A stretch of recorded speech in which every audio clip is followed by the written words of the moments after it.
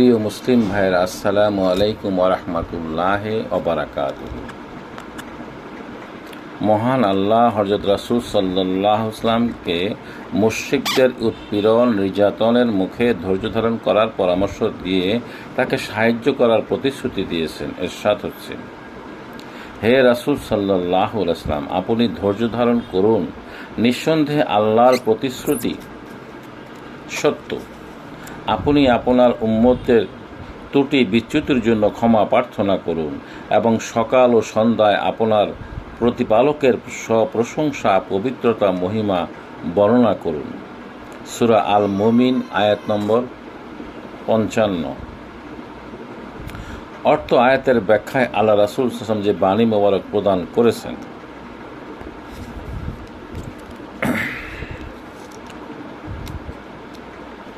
হযরত আবু দারদা রাদিয়াল্লাহু তাআলা হতে বর্ণনা করা হয়েছে, আল্লাহ রাসূল ইরশাদ করেন, যে ব্যক্তি তার কোনো দ্বীনী ভাইয়ের সম্মান ও মর্যাদা নষ্ট হয় এমন কিছুকে প্রতিরোধ করবে, মহান আল্লাহ তার থেকে জাহান্নামের অগ্নিকে প্রতিরোধ করবেন। অতঃপর আল্লাহ রাসূল সাল্লাল্লাহু আলাইহি ওয়াসাল্লাম পাঠ করলেন, আল্লাহ বলেন, আমি অবশ্যই সাহায্য করব আমার রাসূলগণকে এবং যারা ঈমান এনেছে তাদেরকে দুনিয়ার জীবনে, এবং যেদিন সাক্ষ্যদাতারা সাক্ষ্য প্রদানের জন্য দাঁড়াবে সেদিনও। এ পরিপ্রেক্ষিতে আল্লাহ বলেন, হে রাসূল সাল্লাল্লাহু আলাইহি ওয়াসাল্লাম, আপনি ধৈর্য ধারণ করুন, নিঃসন্দেহে আল্লাহর প্রতিশ্রুতি সত্য। আপনি আপনার উম্মতের ত্রুটি বিচ্যুতির জন্য ক্ষমা প্রার্থনা করুন এবং সকাল সন্ধ্যা আপনার প্রতিপালকের প্রশংসা, পবিত্রতা, মহিমা বর্ণনা করুন।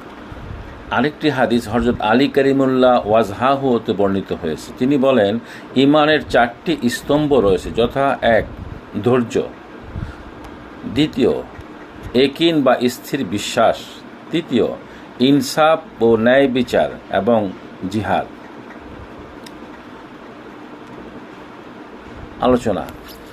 পর্যালোচনা।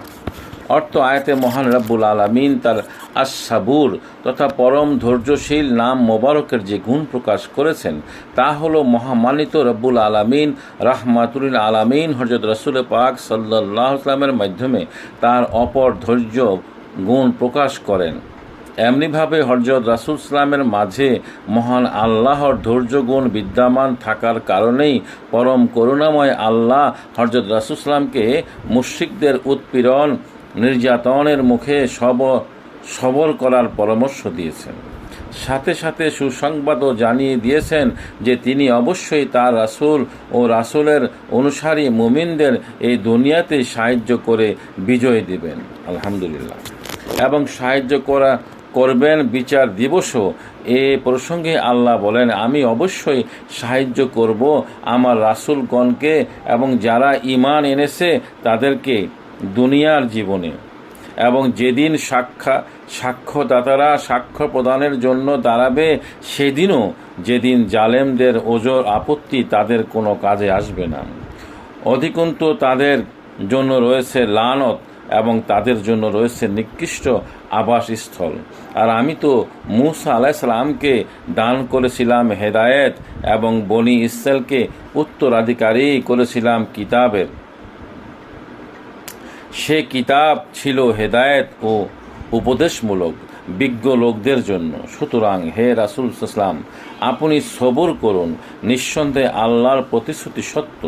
আপনি আপনার উম্মতের ত্রুটি বিচ্যুতির জন্য ক্ষমা প্রার্থনা করুন এবং সকাল সন্ধ্যা স্বীয় প্রতিপালকের প্রশংসা, পবিত্রতা, মহিমা ঘোষণা করুন। সূরা আল মুমিন আয়াত নম্বর 51 থেকে 55। আলহামদুলিল্লাহ, আমরা কোরআন থেকে জানতে পারলাম মহান রব্বুল আলামিনের এ বাণী মোবারকে বিষয়টি সুস্পষ্ট যে ধর্মের শত্রুদের নির্যাতন ও উৎপীড়নের মাত্রা যত বেশি হোক না কেন, আল্লাহর সাহায্যের প্রতিশ্রুতি প্রেরিত মহামানব ও তাদের অনুসারীদের জন্য নির্ধারিত রয়েছে।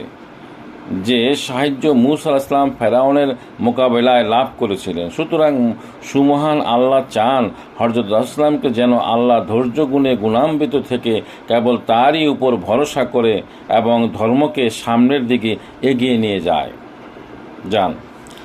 তাহলে আমরা কিভাবে বলি আল্লাহ নিরাকার, যিনি হযরত রাসূল সাল্লামকে শত্রুদের উৎপীড়নের মোকাবেলায় ধৈর্য ধারণের পরামর্শ দিলেন, অতঃপর প্রিয় বন্ধুকে সাহায্য করার প্রতিশ্রুতি পূর্ণ ব্যক্ত করলেন, তিনি কি নিরাকার হতে পারেন?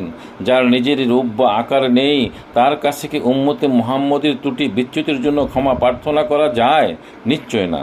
সুতরাং একথা প্রমাণিত সত্য যে আল্লাহর নূরে রূপ আছে, তিনি নিরাকার নন। তবে মহান আল্লাহ মানুষের মতো রক্ত মাংসের দেহধারী নন, তিনি নূরের। আলহামদুলিল্লাহ।